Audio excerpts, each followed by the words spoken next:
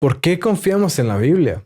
Muchos dirán que es porque eso es lo que se han enseñado en la iglesia, en la familia, en la escuela y demás. Aunque en realidad, primero, ninguna de esas opciones es una fuente infalible de verdad y te pueden y a menudo enseñan cosas incorrectas. Por si esto fuera poco, hablando específicamente de la iglesia, en realidad la Biblia debe ser el fundamento y el filtro de las enseñanzas de la iglesia. Es decir, las enseñanzas de la iglesia se deben basar en la Biblia y no al revés. Entonces, ni la escuela, ni la familia, ni la iglesia explican adecuadamente por qué confiamos en la Biblia. Bueno, otros dirán que confiamos en la Biblia porque es un libro muy antiguo o muy usado, pero resulta que la antigüedad o el uso de algo no implica que sea verdad. Millones de personas a lo largo del tiempo pueden y han estado equivocadas.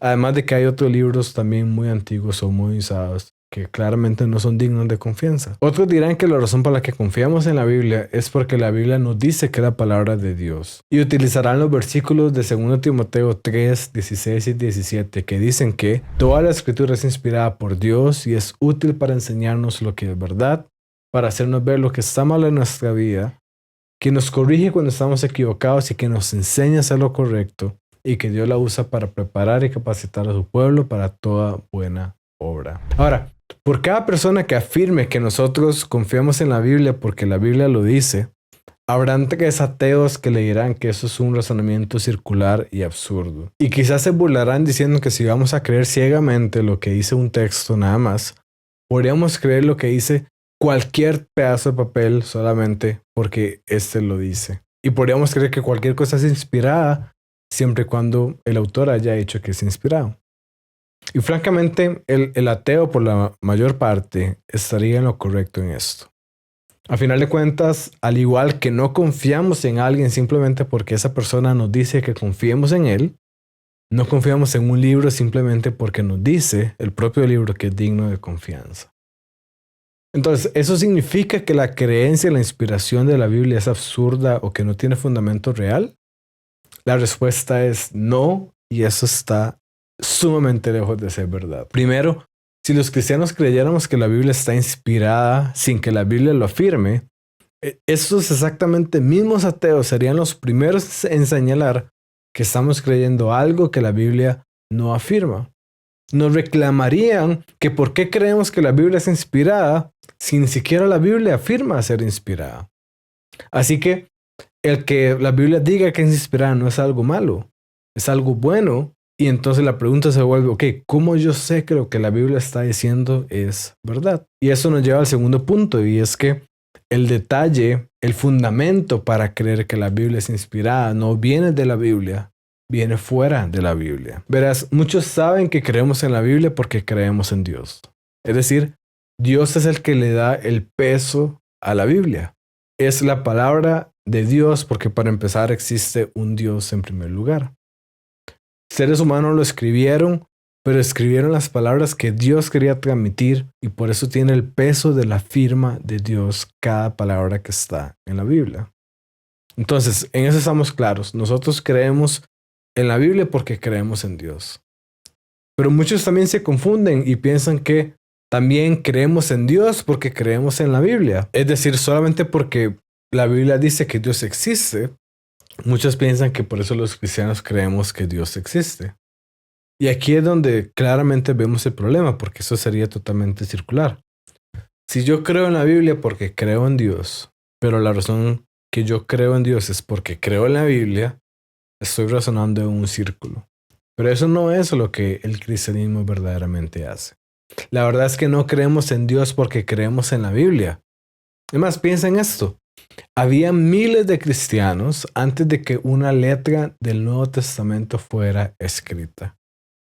Después de la resurrección de Jesús, se convirtieron miles de cristianos y aún en ese momento no se había escrito ni una coma del Nuevo Testamento. Los cristianos creemos en Dios y que el cristianismo es verdad porque la evidencia así lo sugiere.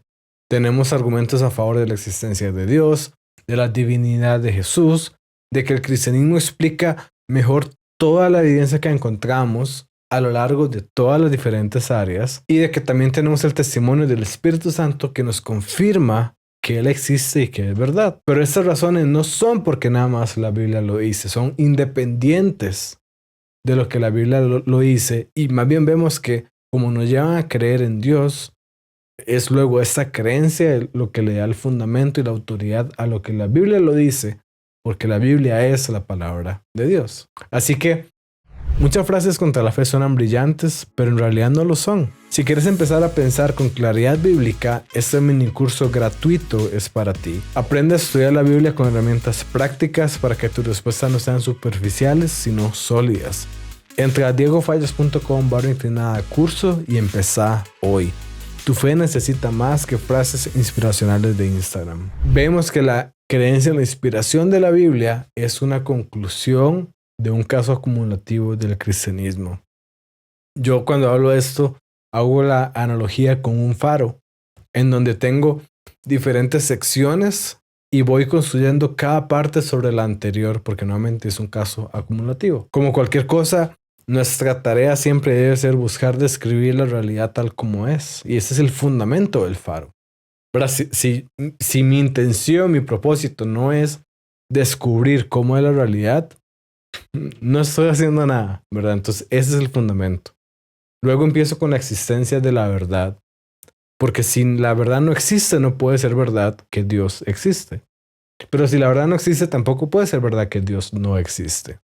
Y ya hemos hablado otras veces que negar la existencia de la verdad es autorrefutante, es decir, no puede ser verdad que la verdad no existe, y por lo tanto concluyo que la verdad sí existe.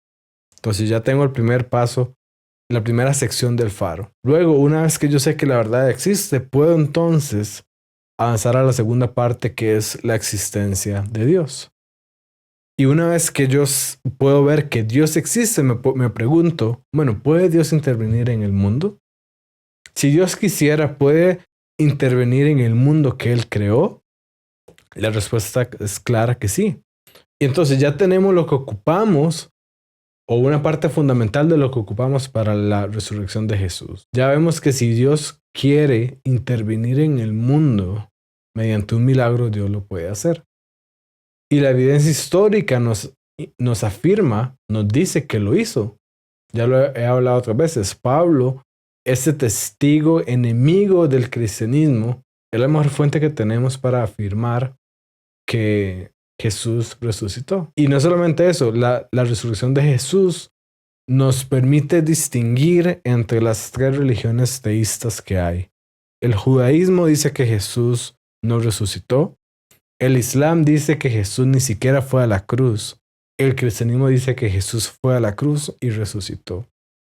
Entonces, en el momento en que yo afirmo la resurrección de Jesús, ya yo puedo afirmar que el cristianismo es verdadero, porque se basa en la afirmación central de que Jesús era Dios, porque la resurrección de Jesús es la prueba última de que Jesús era quien decía ser y este es Dios. Ahora, una vez que yo sé que Jesús era Dios, puedo ver lo que Jesús dijo, y Él afirmó el Antiguo Testamento, lo trató como inspirado por Dios, y Jesús prometió el Nuevo Testamento. Por lo tanto, cualquier cosa que el Espíritu Santo revele a sus autores también viene con el sello de Jesús.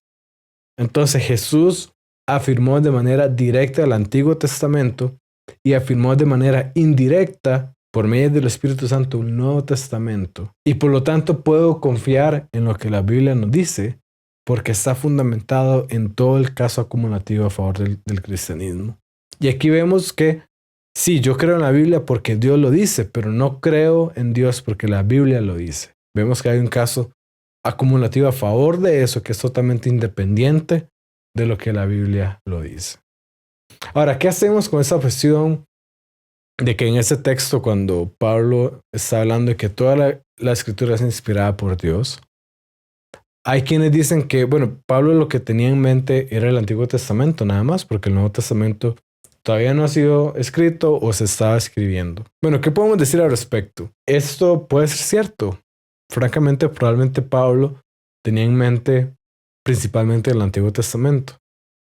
Pero la verdad es que eso no importa, porque el versículo lo que nos da es una característica, nos dice qué características tiene aquello que es inspirado, aquello que es escritura. No nos está diciendo qué es lo que fue inspirado. Entonces, si nosotros descubrimos que algo más fue inspirado, podemos concluir que tiene esas mismas características. Entonces, lo que Pablo nos está enseñando es qué cualidades, qué funciones cumple aquello que es inspirado por Dios. Si nosotros después vemos que algo que fue escrito después de que Pablo escribiera este versículo, pero nosotros después vemos que eso también es inspirado por Dios, como fue el caso de algunas cartas y textos del Nuevo Testamento. La conclusión es que eso tiene las mismas características de lo que Pablo está enseñando, porque Pablo lo que enseña es las cualidades para qué sirve aquello que fue inspirado por Dios y no nos está diciendo que sí o que no fue inspirado por Dios. Así que por eso podemos concluir que toda la escritura, tanto el Antiguo como el Nuevo Testamento, es inspirada por Dios, útil para enseñarnos lo que es verdad, para hacernos ver lo que está mal en nuestra vida, corregirnos cuando estamos equivocados y enseñarnos a hacer lo correcto. Por eso podemos saber que Dios la usa para preparar y capacitarnos para hacer toda buena obra. Así que una vez más vemos cómo el cristianismo no es ilógico ni contradictorio, por lo que una vez más vemos cómo el cristianismo no es ilógico ni contradictorio. Por el contrario, explica y describe adecuadamente la realidad y las cosas por cómo son. Espera. Todavía no te vayas. No, todavía no. Suscríbete para que no te pierdas más contenido. Dale click en las notificaciones. Y ahora sí, ve en paz.